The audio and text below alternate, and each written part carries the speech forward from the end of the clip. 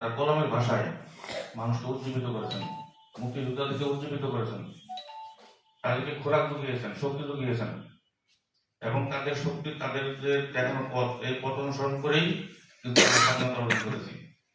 আজকে আমরা প্রতি বছর আলোচনা করি, আমাদের বাচ্চাদেরকে শেখাই 14 ডিসেম্বর শহীদ বুদ্ধিজীবী দিবস।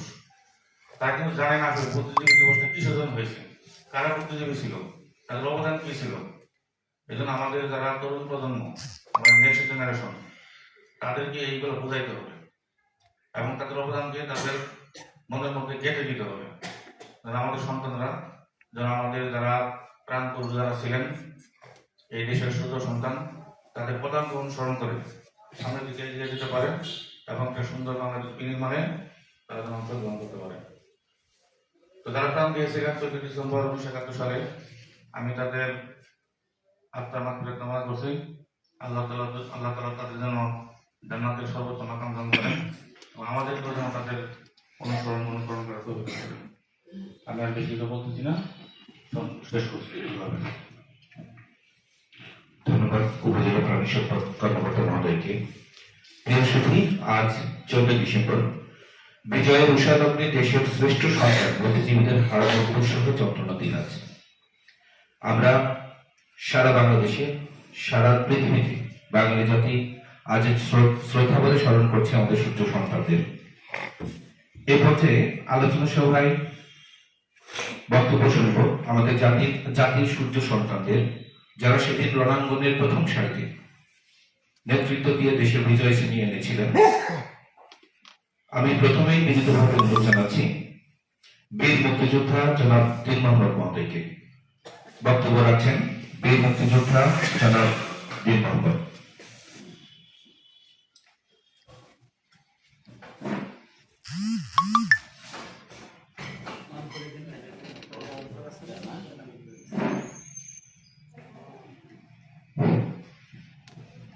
আজ 14 ডিসেম্বর শহীদ বুদ্ধিজীবী দিবস। অতি অল্প দিনের মধ্যেই যোগ্যতা এবং দক্ষতার সার্থক পরিস্ফুটন ঘটিয়ে মোল্লাহাটের আপামর জনসাধারণের হৃদয়ে স্থান করে নিয়েছেন এবং আজকের এই অনুষ্ঠানের সভাপতির আসন অলঙ্কৃত করেছেন জনাব শ্যামানন্দ কুণ্ডু মহোদয়। উপস্থিত আছেন উপজেলা প্রশাসনের অন্যান্য অফিসারবৃন্দ, বস্তুনিষ্ঠ সাংবাদিক পরিবেশন যারা করছেন সেই সাংবাদিক বৃন্দ, রাজনৈতিক নেতৃবৃন্দ তেমন উপস্থিতি দেখছি না, যদি কেউ থাকেন আছেন। আর আমার দুপাশে আছেন 71-এর সেই গর্বিত বীর সৈনিক বৃন্দ, সবাইকে আমার সালাম ও শুভেচ্ছা। সম্মানিত উপস্থিতি, আজকের এই দিনটা যদি কেউ তখন যারা অ্যাডাল্ট ছিলেন, মুক্ততা না হলেও, এই ভয়াল দিনগুলি সম্পর্কে যদি একটু অনুধাবন করতে যায় বা সেই স্মৃতিচারণ করে, তাহলে চোখের পানি রাখতে পারবে না। গণহত্যা, জেনোসাইড, এটা পৃথিবীর ইতিহাসে যা থাকে থাক, আমরা শুধু আমাদের দেশের ইতিহাসটাই বলি একটু করে। 16শ শতাব্দীতেই ইংরেজ বেনিয়াদের আগমনে দেশে, সেই থেকেই বিভিন্ন সময়ে বিভিন্ন আন্দোলনের পরিপ্রেক্ষিতে গণহত্যা এদেশে হয়েছে। তো আজকের এই যে বুদ্ধিজীবী হত্যা দিবস, এর প্রেক্ষাপট শুরু হয় 1971 সালের 25শে মার্চ, সেই ভয়াল রাত থেকে। পাকিস্তানি বর্বর দস্যুরা যখন দেখতে পেল যে 7-8 মাস গত হয়ে যাচ্ছে, এখনো মুক্তিযোদ্ধাদের বা বাঙালিদের কোনোভাবেই স্তব্ধ করা যাচ্ছে না, তাহলে এদের স্বাধীন অবশ্যই হবে, এটা তারা বুঝতে পারছে। এটা বুঝতে পেরেই তারা যে পথটা নিল, যে অন্তত এই দেশটাকে পঙ্গু করে রাখা যায় কিভাবে, সেই পথ আমরা অবলম্বন করি। এদেশকে মেধা শূন্য করতে হবে, যাতে তারা মাথা তুলে আর দাঁড়াতে না পারে। এর ধারাবাহিকতায় তারা ৭১-এর এই ডিসেম্বরের প্রথম সপ্তাহ থেকেই এগুলি শুরু করে তাদের মিশন। এই মিশনে যারা অংশগ্রহণ করেছিল, যেমন সর্বাধিনায়ক আল বদর বাহিনী সর্বাধিনায়ক ছিলেন মতিউর রহমান নিজামী এবং প্রধান সংগঠক ছিল আলী আহসান মোহাম্মদ মুজাহিদ। তাছাড়া তৎকালীন জামাতে ইসলামী ছাত্র সংগঠন, ইসলামী ছাত্র সংঘ, তার 2 জন প্রতিনিধি ছিল। এরাই ছিল তৎকালীন এই বর্বর দস্যুদের কি বলে ওটা, দোসর। যাই হোক, তো আজকের এই দিনটা কেন এভাবে বুদ্ধিজীবী দিবস হলো, যখন তারা এটা চিন্তা করলো যে বুদ্ধিজীবীদেরকে হত্যা করে মেধা শূন্য করতে হবে, তাহলে ঢাকা ভার্সিটিকে আগে, যেটা হচ্ছে সর্বোচ্চ বিদ্যাপীঠ বাংলাদেশের বা তৎকালীন পূর্ব পাকিস্তানে, এখানকার বুদ্ধিজীবীদের আগে হত্যা করতে হবে। তো প্রথমেই আমরা যেটা জানি সেটা হচ্ছে যাকে তারা ধরে নিয়ে যায় বাসা থেকে, তিনি হচ্ছেন অধ্যাপক মনির চৌধুরী। ইনি ঢাকা ভার্সিটির বাংলা বিভাগের প্রধান ছিলেন। এরপরে ওই দিনেই যাদেরকে ধরে নেওয়া হয় তারা হচ্ছেন অধ্যাপক মোফাজ্জল হোসেন চৌধুরী, তিনিও বাংলা বিভাগের অধ্যাপক। তো মেধা ব্যাপারটা আমি একটু মোফাজ্জল হোসেন চৌধুরীর কথা একটু বলি। যদিও বাংলাদেশের জন্ম হয়, তিনি লেখাপড়া করেন কলকাতায়, কলকাতা বিশ্ববিদ্যালয় থেকে বাংলায় অনার্স করেন। তো তিনি এতটা মেধাবী ছিলেন যে ভারতে স্যার আশুতোষ মুখার্জি অ্যাওয়ার্ড নামে একটা ছিল, সেখান তিনি এই অ্যাওয়ার্ডটা অ্যাচিভ করেন অত্যন্ত কৃতিত্বের সাথে। তা বুঝতে হবে যে তাহলে কতটা মেধাবী তিনি। 17 বছর ধরে তিনি অধ্যাপনা করছেন। ওখান থেকে আজও পর্যন্ত যে রেকর্ড তিনি করেছিলেন মেধাবী হিসাবে, সেই রেকর্ড অদ্যাবধি কেউ সেই রেকর্ড ভাঙতে পারেন নাই, এতটা মেধাবী ছিলেন। এরপরে আছেন অধ্যাপক গিয়াসউদ্দিন, তিনি ইতিহাসের প্রফেসর ছিলেন। তারপরে ছিলেন সন্তোষ ভট্টাচার্য, ইনি একজন মেধাবী প্রফেসর, 22 বছর ধরে তিনি বিশ্ববিদ্যালয়ে অধ্যাপনা করেছেন, অনেক অধ্যাপক তার শিক্ষক। এরপরে আমরা অনেকেই জানি মধুর ক্যান্টিন, এই যে মধুসূদন দে, মধুদা নামে পরিচিত, তাকেও হত্যা করা হয়।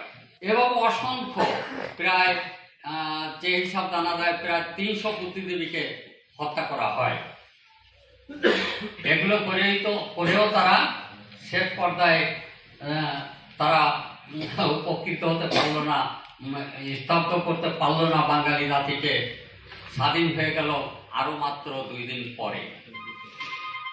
যাই হোক, আরো অনেকে আলোচনা করবেন।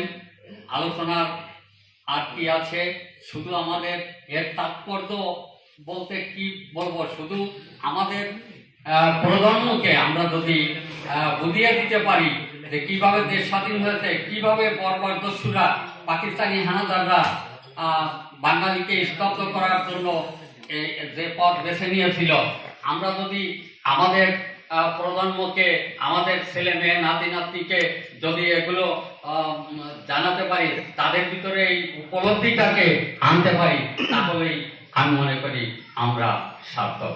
ধন্যবাদ সকলকে, আমার বক্তব্য এখানেই শেষ। ধন্যবাদ। প্রিয় সুধী, শহীদ বুদ্ধিজীবীদের আবৃত লালিত স্বপ্নের সফল বাস্তবায়ন কিভাবে সম্ভব, সেই বিষয়টাই আজকে আমাদের এখানে বুঝতে হবে।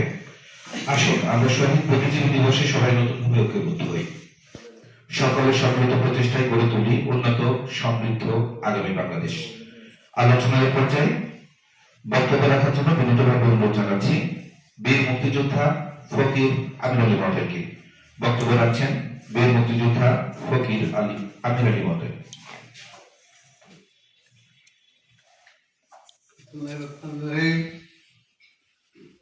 সবাই সবকিছু জানে। আজকের আলোচনা সভার সম্মানিত সভাপতি মহোদয় এখানে আছেন, অন্য অন্য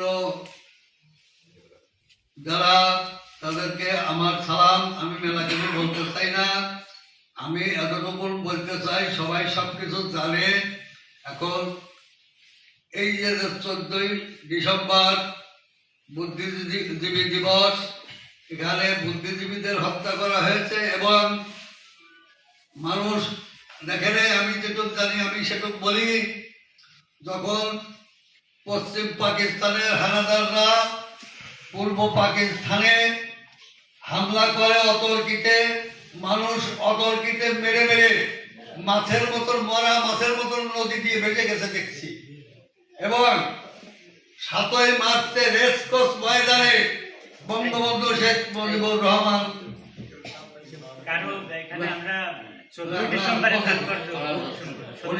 উনি ভাষণ দিয়েছিলেন। সেটা তো আগের কথা। হ্যাঁ, 14 ডিসেম্বরে আমাদের কাহিনী, 14 ডিসেম্বরের ভিতরে স্যার। এখন আমাদের যা হয়েছিল ওনার ভাট্টর পরে আমরাই জামায় পড়ছিলাম এবং এই আমাদের বুদ্ধিজীবীকে হত্যা করা হয়েছিল। যাই হোক, জুলফিকার আলী এলিয়া খান বলেছিলেন যে পূর্ব পাকিস্তানের মানুষ চাই না মাটি চাই। সেসব ইতিহাসে যখন আপনারা বলতেছেন যাব না, সেসব বহু ইতিহাস জানি। তবে এখন আমাদের কথা যে আমাদের দেশটাকে তারা একেবারে নিশ্চিন্ন করে দিতে চাইছিল। যাও আল্লাহর রহমত ছিল, এদেশের মানুষ মারা যেও মায়ের দেশটা এখনো যা আছে আল্লাহর রহমতে খুব ভালো আছে। আমাদের দেশ যাতে ভালো না চলে এ চেষ্টাই তারা করেছিল হানাদার বাহিনী। কিন্তু আমাদের মুক্তিযোদ্ধা যারা প্রাণ দিয়েছে, যারা এদেশের জন্য রক্ত দিয়েছে, তারাই এদেশকে স্বাধীন করেছে। তাই আমাদের এখন আজ আমরা 16ই ডিসেম্বর আমরা বিজয় দিবস পালন করতে পারতেছি। আমরা সবকিছু দেখতেছি। আমাদের এদেশে হয়তো এই যে যারা বড় বড় অফিসার হয়েছে, এরাই তো অফিসার হতে পারত না। এরাই হচ্ছে এই বাংলাদেশ হচ্ছে। তাই তার জন্যই আমরা গর্বিত। আমাদের যারা আছেন তারা গর্বিত। আমাদের যেটুকু আছে 16ই ডিসেম্বর আমরা যাতে ভালো করে পালন করতে পারি সেই দিক লক্ষ্য রেখে আমাদের বক্তব্য শেষ করছে। আল্লাহ হাফেজ। আমরা একেবারে আলোচনা শেষ পর্যায়ে বলছি। আমরা বৈষম্যহীন নতুন বাংলাদেশ করতে পারলেই আমাদের বুদ্ধিজীবীদের আত্মত্যাগ সার্থক হবে। আলোচনার একেবারে শেষ পর্যায়ে বক্তব্য রাখার জন্য বিনীতভাবে অনুরোধ জানাচ্ছি আজকের অনুষ্ঠানের সম্মানিত সভাপতি সুযোগ্য উপজেলা নির্বাহী অফিসার জনাব শ্যামনাথ কুণ্ডু মহোদয়কে। সম্মানিত উপস্থিতি, শুভ সকাল। 14 ডিসেম্বর শহীদ বুদ্ধিজীবী দিবস উদযাপনের অংশ হিসেবে আজকের এই আলোচনা সভায় উপস্থিত উপজেলা প্রাণী সম্পদ কর্মকর্তা, উপজেলা কৃষি অফিসার, সিনিয়র উপজেলা মৎস্য কর্মকর্তা, উপজেলা ইঞ্জিনিয়ার, ডিজিএম পল্লী বিদ্যুৎ, মল্লহাট উপজেলার বিভিন্ন দপ্তরের কর্মকর্তা বৃন্দ, ইলেকট্রনিক মিডিয়া সাংবাদিক বৃন্দ এবং জাতির সূর্য সন্তান বীর মুক্তিযোদ্ধা বৃন্দ, সবাইকে উপজেলা প্রশাসনের পক্ষ থেকে আজকের এই 14ই ডিসেম্বরে সবাইকে শুভেচ্ছা জানাচ্ছি। আসলে আজকের এই দিনটা কিন্তু শোকাবহ।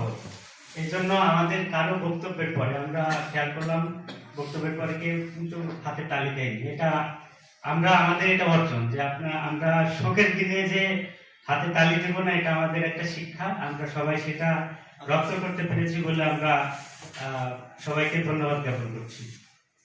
আসলে আমাদের বক্তারা সবকিছু বলে ফেলেছেন।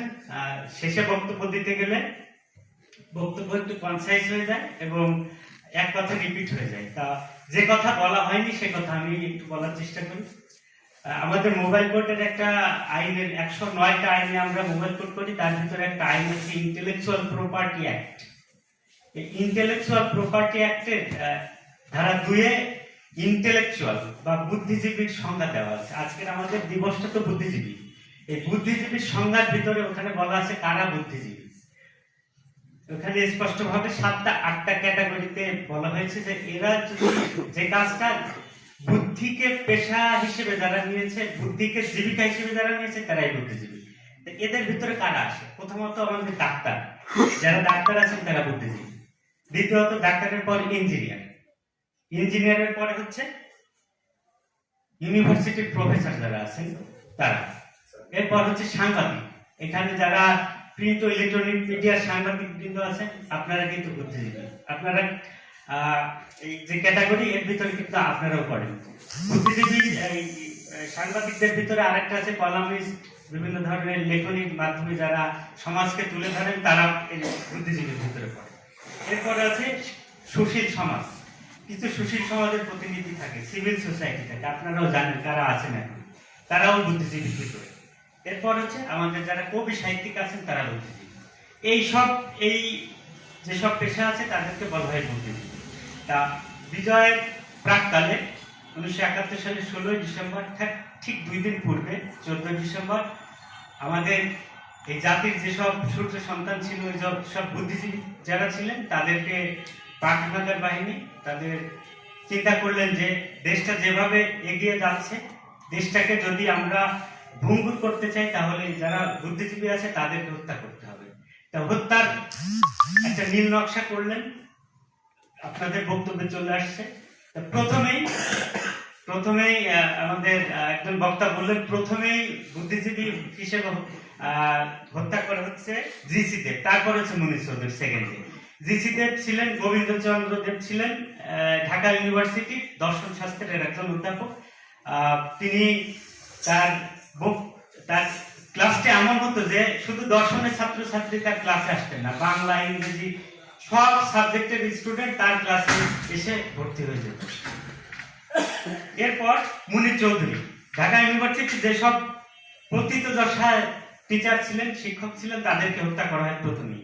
মুনির চৌধুরী আপনারা জানেন, তার বিভিন্ন লেখা আমরা পড়ে থাকি। কবর নাটক ছিলেন, 1952 সালে ভাষা আন্দোলনের প্রেক্ষাপটে তিনি রচনা করেন। রক্তাক্ত প্রান্ত, বিভিন্ন ধরনের লেখা তার আছে। এরপর হচ্ছে মোফাজ্জল হায়দার চৌধুরী। মোফাজ্জল হায়দার চৌধুরী উনিও বাংলা সাহিত্যের অধ্যাপক ছিলেন, উনাকেও একই দিনে হত্যা করা হয়। এরপর ছিলেন আনোয়ার পাশা। আনোয়ার পাশা একজন লেখক ছিলেন। আপনারা জানেন যে মুক্তিযুদ্ধের উপরে তার অনেক লেখা আছে। রাইফেল রোটি আওরাত একটা বিখ্যাত বই আছে তার, মুক্তিযুদ্ধের প্রেক্ষাপটে রচিত। এরপর হচ্ছে আমাদের শহীদুল্লাহ কায়সার। শহীদুল্লাহ কায়সার তার বিখ্যাত 2টা উপন্যাস আছে, আপনারা জানেন, সারেং বোবার সংসপ্ত। তার এই 2টা বইকে কেন্দ্র করে আমাদের সিনেমাও হয়েছে। আমরা এই সিনেমাতে তার যে লেখনীর যে সুচারু রূপ রয়েছে আমরা কিন্তু সেটা দেখতে পাই।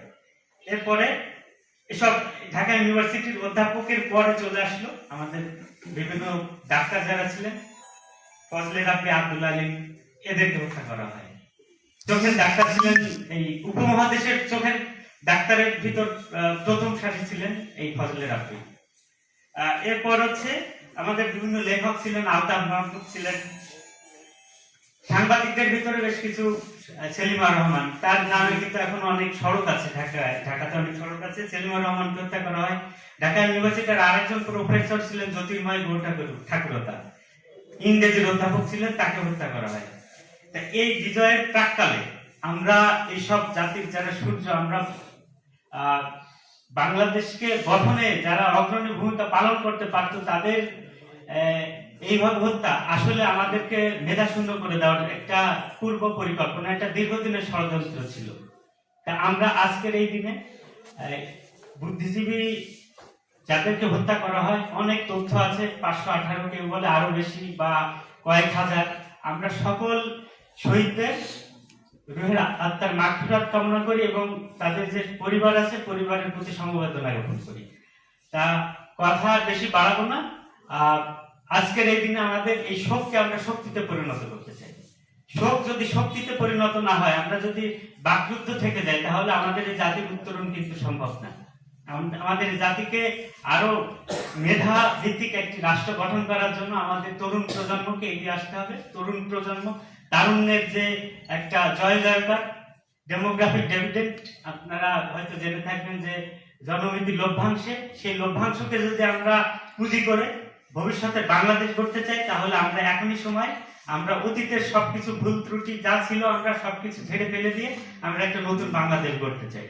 সেই বাংলাদেশ গড়ার অঙ্গীকার ব্যক্ত করে এখানে আমাদের উপজেলা প্রশাসনের আজকের এই 14 ডিসেম্বর মহান শহীদ বুদ্ধিজীবী দিবসে আপনাদের এই অনুষ্ঠানে এসে অনুষ্ঠানটাকে সার্থক এবং সাফল্যমণ্ডিত করার জন্য উপজেলা প্রশাসনের পক্ষ থেকে, আমাদের উপজেলা পরিষদের সকল কর্মকর্তা বৃন্দের পক্ষ থেকে আপনাদেরকে আন্তরিক ধন্যবাদ এবং কৃতজ্ঞতা প্রকাশ করে সবার সুস্বাস্থ্য এবং দীর্ঘায়ু কামনা করে আমার কথা এখানেই শেষ করছি।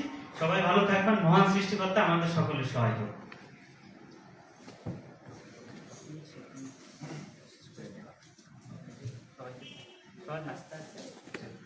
সবাইকে ধন্যবাদ জানাচ্ছি আজকের অনুষ্ঠানে উপস্থিত থেকে এবং আজকের এই শহীদ বুদ্ধিজীবী দিবসের যে আয়োজন ছিল